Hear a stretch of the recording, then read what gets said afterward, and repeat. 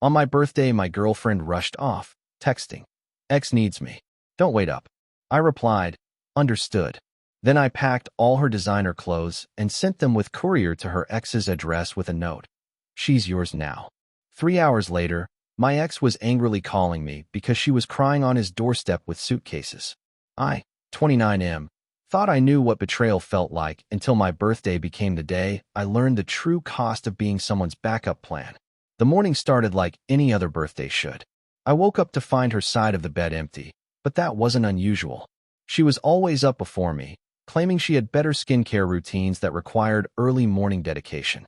What was unusual was the complete silence from downstairs. No coffee brewing, no soft music from her playlist, nothing. I found her in the living room, phone pressed to her ear, pacing in that frantic way that meant bad news. Her designer overnight bag sat by the door, already packed. The sight of it made my stomach drop, but I waited, giving her the benefit of the doubt I'd been giving for months. When she hung up, she turned to me with that look, the one that meant she was about to prioritize someone else again. She explained that her ex was going through a mental health crisis and needed her support. He had called multiple times throughout the night, and she couldn't ignore someone who might hurt themselves. She had to go to him immediately. I stood there in my pajamas, watching the woman I'd been planning to propose to next month tell me that on my birthday, the day we'd planned a weekend getaway, her ex-boyfriend's emotional state took precedence over our relationship. She promised it would just be a few hours, that she'd be back for dinner, that we could celebrate then. But something in her eyes told a different story. There was an urgency there that went beyond concern for a friend in crisis. It was the look of someone who had been waiting for an excuse. I told her I understood, keeping my voice steady. She kissed my cheek, a gesture that felt more like dismissal than affection, grabbed her bag, and left. The door clicked shut behind her, and suddenly my apartment felt enormous and empty. For about 10 minutes, I sat on the couch, staring at the birthday cards she'd left on the kitchen counter. Generic cards, probably picked up at the last minute. No personal message, just her signature. That's when it hit me. This wasn't the first time she'd dropped everything for him. 6 months ago, when he'd called about job stress, she'd canceled our weekend plans. 4 months ago, when he'd needed help moving, she'd spent our anniversary helping him pack. 2 months ago, when he'd claimed to be sick, she'd made him soup and stayed the night to make sure he was okay. I'd been patient, understanding, supportive. I'd convinced myself that her compassion for her ex showed what a caring person she was. But sitting there on my birthday, surrounded by the remnants of canceled plans, I realized I'd been playing the fool. That's when I noticed her text, sent 20 minutes after she'd left. "Ex needs me more than expected. Don't wait up tonight. We'll make it up to you tomorrow." Tomorrow. My birthday would be over tomorrow. I replied simply, "Understood." Then I got up and walked to our shared closet. Her side was a museum of designer labels, clothes that cost more than most people's rent, shoes that could fund a vacation, handbags worth more than my car. Everything I'd helped her afford with the joint account she'd insisted we set up for shared expenses, but somehow only ever used for her shopping. The courier service I called specialized in same-day delivery. They arrived within an hour with enough boxes to pack everything she owned. I worked methodically, folding each item carefully, the way she'd taught me, because expensive clothes deserve respect. Her Louboutin heels went in first, the red-soled beauties she'd bought for our anniversary dinner but worn to lunch with him the week after. The Hermes bag I'd surprised her with for Christmas followed, along with the matching wallet she'd never once used to pay for anything when we were together. The Chanel suits she wore to work, claiming they made her feel powerful, were packed with tissue paper. The designer dresses she'd worn to events where I was introduced as a friend went in next. Every piece of jewelry I'd given her, every perfume she'd asked me to buy because she'd seen it in a magazine, every silk scarf and cashmere sweater and leather jacket, all of it went into those boxes. I found the lingerie she'd claimed was for special occasions, but had never worn for me. The vacation clothes for trips we'd planned, but somehow always ended up canceling. The workout gear for the gym membership I'd paid for, but she'd never used. At the bottom of her jewelry box, I found something that made my hands shake. A silver bracelet I'd never seen before, with an engraving, "Forever yours, M." Her ex's initial. That bracelet went in the box too. I wrote a simple note on her personal stationery. "Since you're needed elsewhere, I thought you should have everything you need to stay. She's yours now." The courier loaded everything into their van. I gave them her ex's address, the same address she'd rushed to so many times over the past year, and watched as 3 years of our shared life drove away in the back of a delivery truck. Then I went back inside, ordered pizza, and tried to figure out how to celebrate a birthday alone. The call came exactly 3 hours and 17 minutes later. Her ringtone cut through the quiet apartment like a siren. I let it ring twice before answering. She was crying, the kind of ugly, desperate sobbing that meant her world had just imploded. Between gasps, she tried to explain how she'd arrived at his place to find him confused and annoyed. He'd never called her. His phone had been off all day. He'd been at work, completely unaware of any crisis. But the real shock came when the courier arrived with her belongings while she was standing in his doorway, trying to understand what was happening. He'd taken one look at the boxes, read my note, and exploded. Apparently, he'd been seeing someone new for months, someone serious, and the last thing he needed was his ex-girlfriend showing up with suitcases like she was moving in. He'd refused to let her in, refused to let her retrieve her things from the boxes, and told her that whatever game she was playing needed to stop. His girlfriend was coming over in an hour, and he didn't want to explain why his ex was crying on his doorstep surrounded by designer luggage. Now she was calling me, stranded at a coffee shop near his apartment, begging me to come get her and her things. She tried to explain about the mysterious phone calls, claiming someone must have spoofed his number, that it was all a misunderstanding. But I'd already checked her phone records on our shared plan. Every call to him had been initiated by her. Every text had been sent from her phone to his, with responses that were polite but distant. She'd been chasing a ghost, creating emergencies in her own mind to justify running to someone who didn't want her. I told her I wouldn't be coming to get her. I explained that I'd found the bracelet, that I'd been watching her prioritize him for months, that I was done being her safety net while she chased someone else's life. She promised it wasn't what I thought, that she could explain everything, that she'd choose me if I just gave her another chance. But her promises felt hollow, especially when delivered between sobs outside her ex's apartment building.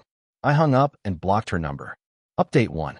The next morning, I found 17 voicemails from various numbers, friends, family members, even her mother, all asking me to reconsider, to give her another chance, to understand that she'd made a mistake. Her sister called to tell me that my ex had spent the night in a hotel, crying and refusing to eat. She'd apparently spun a story about how I'd overreacted to a simple misunderstanding, how she'd only been trying to help a friend in crisis, how cruel it was of me to throw away 3 years over one incident. But her sister's tone changed when I asked about the bracelet. There was a long pause before she admitted she'd known about my ex's complicated feelings regarding her ex-boyfriend. She'd assumed I knew, that we'd worked through it. Her mother called next, less sympathetic. She'd always thought I was too good for her daughter, she said, but she'd hoped her daughter would grow up and appreciate what she had. Finding out about the months of lies and the bracelet had disappointed her more than my decision to end things. That afternoon, mutual friends started reaching out. Most had seen the signs I'd been blind to. The way she'd light up when her phone buzzed with his rare responses, how she'd steer conversations toward him, how she'd make excuses to drive by his workplace or frequent places she knew he'd be. One friend confessed that she'd tried to set boundaries months ago, telling my ex that her behavior wasn't fair to me. My ex had accused her of being jealous and stopped speaking to her entirely. Another friend admitted he'd seen her parked outside her ex's apartment building multiple times, just sitting in her car watching his windows. He'd thought it was strange, but hadn't wanted to get involved in relationship drama. The picture that emerged was of someone so obsessed with recapturing her past that she'd been willing to sacrifice her present. I hadn't been her boyfriend. I'd been her placeholder, keeping her comfortable while she waited for someone else to want her back. Update 2. A week later, her ex called me directly. His number wasn't blocked since I'd never had reason to block it. He wanted to apologize for the situation and return her belongings. We met at a coffee shop, and he turned out to be nothing like the man I'd built up in my mind. He was average height, soft around the middle, with the kind of tired eyes that come from dealing with drama you didn't ask for. He seemed genuinely uncomfortable with the entire situation. He explained that they'd dated for 2 years in college, breaking up when she'd become too controlling and possessive. He'd moved on, started therapy, and built a healthier relationship with someone new. My ex had been contacting him sporadically for the past year, but he'd kept responses minimal, hoping she'd get the hint. He'd never encouraged her attention and had been clear about his boundaries. The night she'd rushed over, claiming he was in crisis, had been the first time she'd shown up unannounced. His girlfriend had arrived to find boxes of another woman's clothes on their doorstep and my ex crying in her car across the street. He'd finally had to threaten a restraining order to get her to leave. He handed me a business card for the storage unit where he'd moved all her belongings. He'd paid for the first month, but wouldn't be paying for any additional time. He wanted nothing more to do with the situation. Before leaving, he asked if I was okay. The question caught me off guard. Here was the man my ex had been chasing for months, asking about my well-being. I told him I was better than I'd been in a long time. He nodded and said something that stuck with me. She sees people as prizes to be won rather than individuals to be loved. You're better off without that. Update 3. 2 months have passed since my birthday disaster. My ex eventually collected her belongings from storage, though I heard through mutual friends that she had to ask her parents for money since her designer clothes were worth more than she could afford to abandon. She's been telling people I'm heartless, that I destroyed her life over a misunderstanding, that she was only trying to help someone in crisis.